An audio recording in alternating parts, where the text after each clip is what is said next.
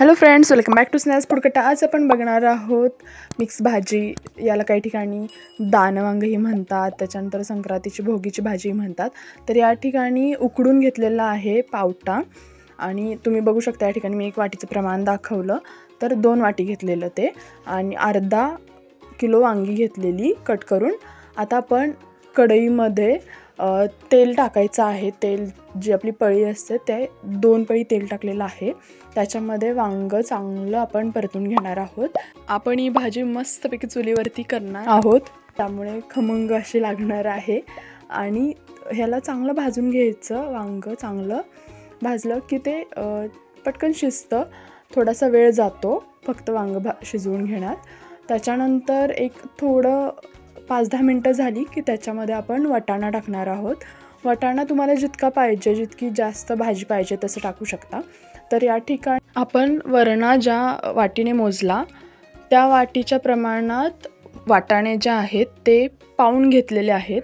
चांगलं मिक्स करून घेतल्यानंतर आपण त्याच्यामध्ये 1 छोटा चमचा आणि लाल तिखट टाकलेलं आहे। तुम्हाला जसं तिखट पाहिजे तसं तुम्ही टाकू शकता। तेल थोडंसं सुरुवातीला जास्त टाकलं की चांगला कट येतो आणि भाजी दिसायलाही छान अशी अट्रॅक्टिव्ह होते। तर आता याच्यामध्ये आपण उकडलेले पावटा म्हणजेच वरणा टाकलेला आहे। आता हे चांगलं शिजू द्यायचं आहे। चुलीचा जो जाळ असतो तो जास्त असला पाहिजे। जर तुम्ही गॅसवरती करताय तर हाय फ्लेमवरती करा, कारण की भाजी छान शिजली पाहिजे, मोठा फ्लेम असला पाहिजे।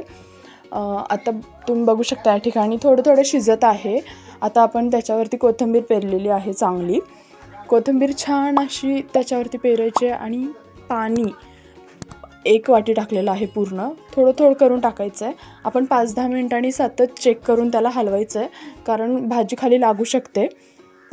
आता परत एकदा मी चेक केलं, आता हे चांगलं शिजलेलं आहे।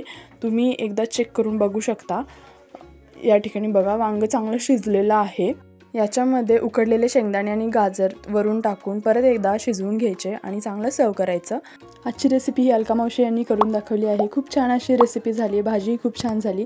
तुम्हाला व्हिडिओ कसा वाटला कमेंट करून नक्की कळवा। व्हिडिओ आवडला असेल तर लाईक, शेअर आणि सबस्क्राईब। थँक्यू।